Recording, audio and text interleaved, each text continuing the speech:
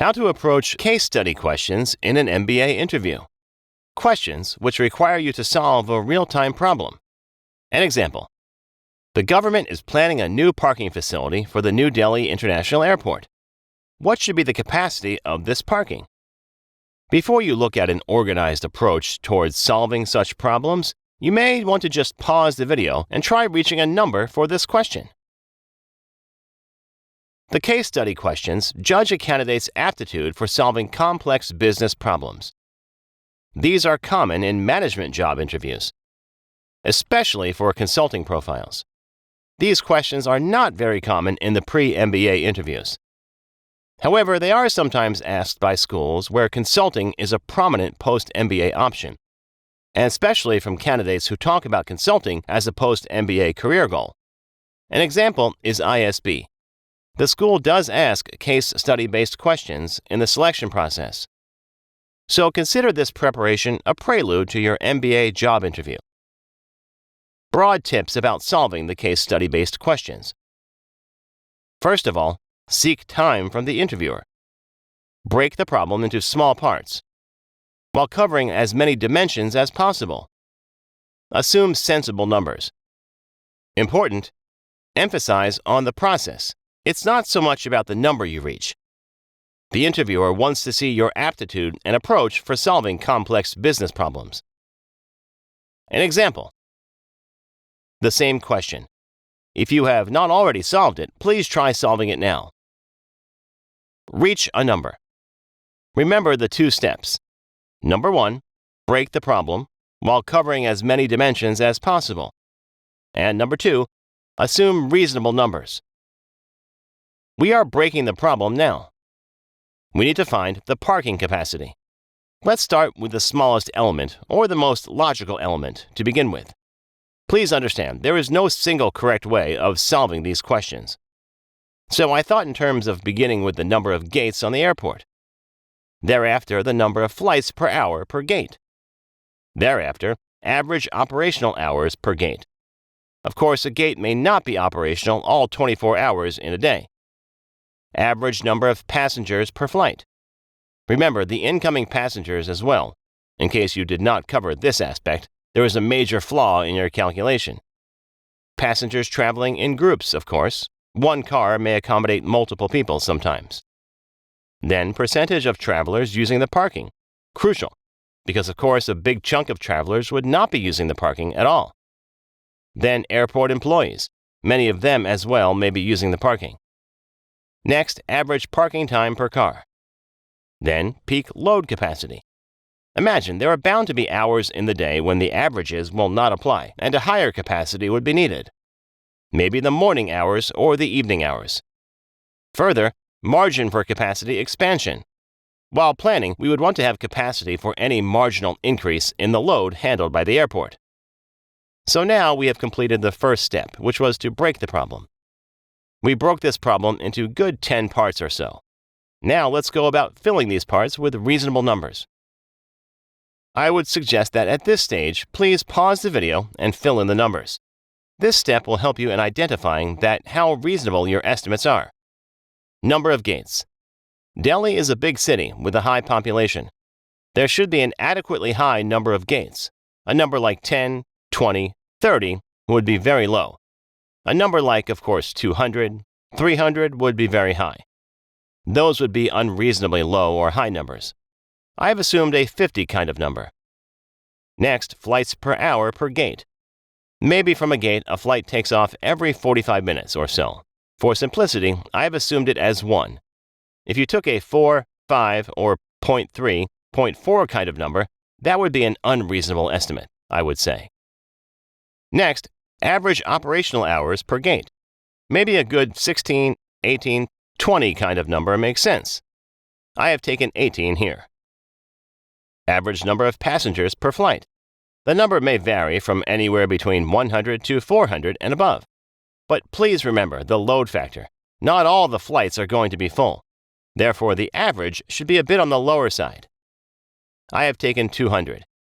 If you took this number as 500 or so, that would be an unreasonable estimate.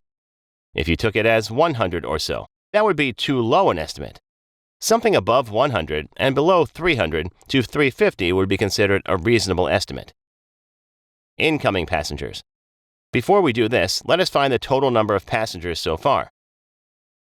50 gates, 1 flight per hour, 18 hours per day, and then 200 passengers per flight.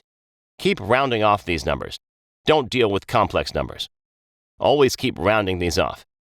This gives me a number of 200,000. Now, incoming passengers should practically be very close to the number of outgoing passengers. So another 200,000. Thus, 400,000 is the total number so far. We are assuming that 400,000 users are using the airport every day. Passengers traveling in groups. I've assumed it as 40%. What effect will it have on the parking capacity? Should 400,000 be multiplied by 0.6? That would not be correct. Remember, 40% people. If it is a group of 3 individuals, on average, still, they contribute to 13.33% units. So just removing 40% would not be a good idea. That would be an incorrect calculation. So let's assume that these 40% individuals lead to a 20% decrease in the base figure for the units of passengers using the parking. Therefore, the base of 400,000 becomes 400,000 times 0.8 equals 320,000. Now the most important part. What percentage of travelers as well as their co-visitors will be using the parking? The number should be a low number. Airport parkings are very expensive, and most of the travelers end up taking cabs or drop-offs. 10% to 20% seems to be a reasonable estimate. 20% seems to be quite on the higher side. I have assumed 15%. Therefore, these 320,000 units of passenger contribute to 320,000 times 0.15 equals 48,000 cars being parked in the parking lot every day. Should 48,000 be the answer? Not at all. There are many factors to be considered. Airport employees. What number comes to your mind? A rough estimate is that it should be a few thousand. Maybe a 2,000 kind of a number.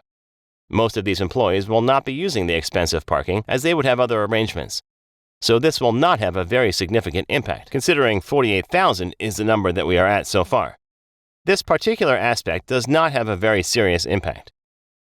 So let us just round it off to a 50,000 kind of a number, suggesting that in a day, 50,000 cars are to be parked at the airport. Next, average parking time per car. Roughly 1 hour.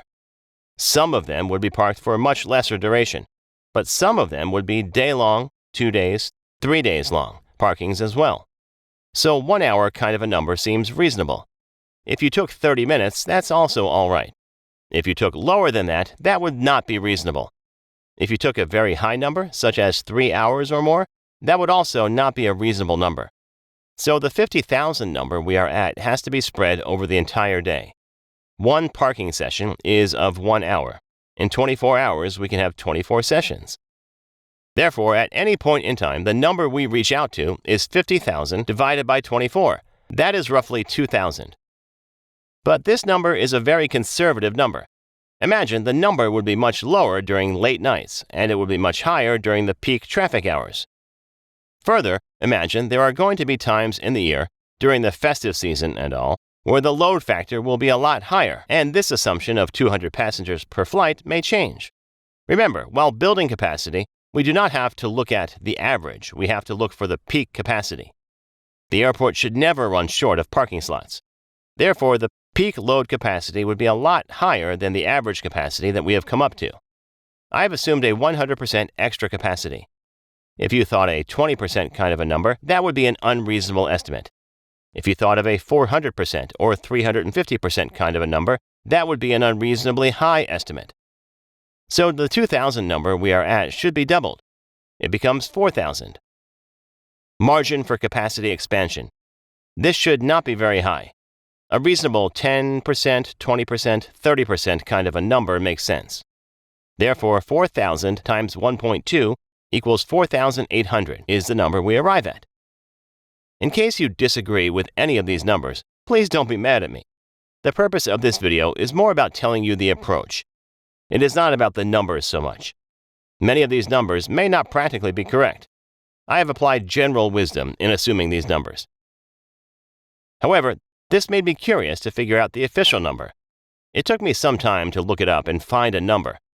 The number is 4,300. So we may have done a reasonable job.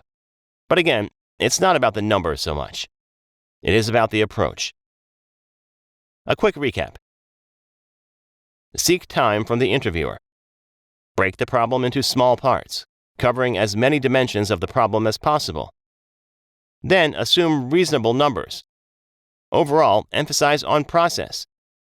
It's about the approach, because the interviewer wants to see your aptitude for solving complex management problems. So that was the concept, friends. To get complete grasp over your MBA interview preparation, please watch all the 15+ videos in this series. Thanks for watching.